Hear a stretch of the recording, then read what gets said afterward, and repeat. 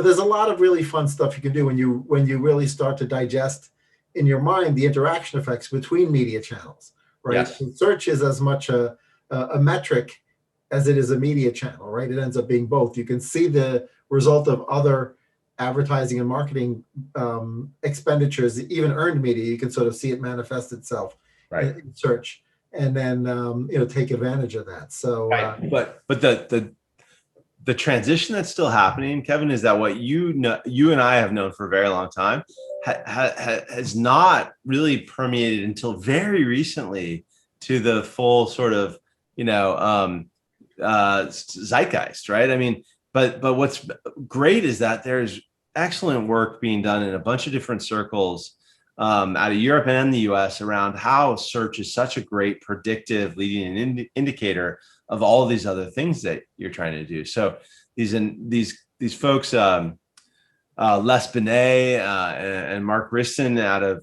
the UK, both are doing separately really interesting research around how share of search is this excellent way of, it's a great way of tracking brand health at this point, because it's got that leading indicator value for all the down funnel outcomes that you're trying to drive. exactly. Now, some are even going as far of, and it's an aggressive statement, but that share of search is a better metric to be tracking than share of voice for marketers and agencies in terms of knowing whether or not they're going to hit the market share goals that they have for the brand. So I would absolutely agree with that, because share of voice, regardless of whether you measure it based on a total reach and frequency basis, or you use dollars as a proxy for that. Like, they all assume everyone's a really good media buyer, and we know better than that, right? So, but whereas search is a byproduct of the consumer's behavior, right? Yeah. So that it doesn't happen unless somebody got a touch point that worked. They don't sit bolt upright at 3:00 in the morning and saying, discount Alaskan cruise vacations for gay seniors. Like, something caused them to do that, right? Right. And if it was, a Carnival cruise ad, then great, it worked.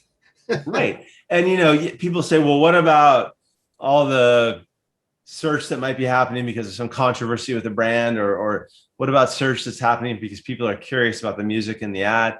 And first of all, when you do it right, you exclude all that anyway. But that's also all very temporal. And fundamentally, people don't search unless they want to know more. They want to do something with it, right?